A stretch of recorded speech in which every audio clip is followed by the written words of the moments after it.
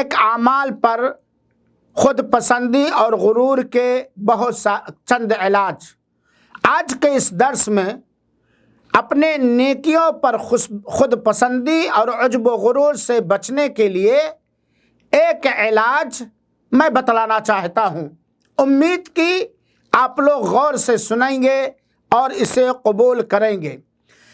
عملوں پر خود پسندی عجب و غرور سے بچنے کے علاجات اور دواؤں میں سے کئی دوائیں، ایک دوا یہ بھی ہے۔ نمبر 1، اس بات پر پختہ اور پکا یقین ہو کہ آپ کو اس زندگی میں جن نیکیوں اور اچھے عملوں کی کرنے کی توفیق ملی ہے وہ سراسر اللہ تعالیٰ کا آپ پر فضل اور کرم اور مہربانی ہے۔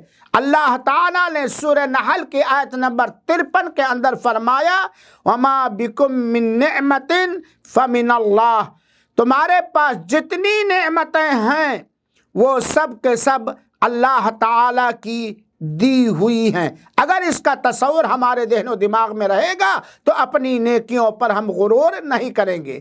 دوسری چیز، یہ بات بھی کبھی ہم نہ بھولیں کہ اللہ کے کچھ بندے ایسے بھی اللہ کی زمین پر ہیں جو آپ سے کہیں زیادہ نیکیاں، حسنات اور اچھائیاں کرنے والے ہیں اور آپ سے کہیں زیادہ اجر و ثواب کرنے والے اور کمانے والے ہیں۔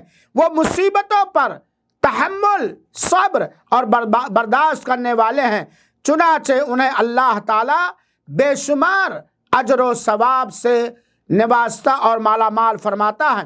فرمانے باری تعالیٰ ہے، انما یوفی الصابرون اجرہم بغیر حساب، یقیناً مصائب و مشکلات پر صبر کرنے والوں کو اللہ تعالیٰ بے حساب بدلہ دے گا۔ لہذا آپ کو اپنے کثرت عمل پر اگر غرور اور دھوکہ ہے تو یہ ہماری اور آپ کی نادانی ہے، ہم اپنے آپ کو دھوکے میں رکھتے ہیں، کیونکہ زندہ آدمی کبھی بھی فتنے سے مامون اور محفوظ نہیں ہے۔ اللہ تعالیٰ ہمیں ان علاج کو اپنانے کی توفیق عطا فرمائے اور ہر چیز میں خود پسندی، غرور، گھمنڈ اور تکبر جیسے بری خصلتوں سے، بری عادتوں سے محفوظ رکھے۔ وہی ہدایت دینے والا ہے۔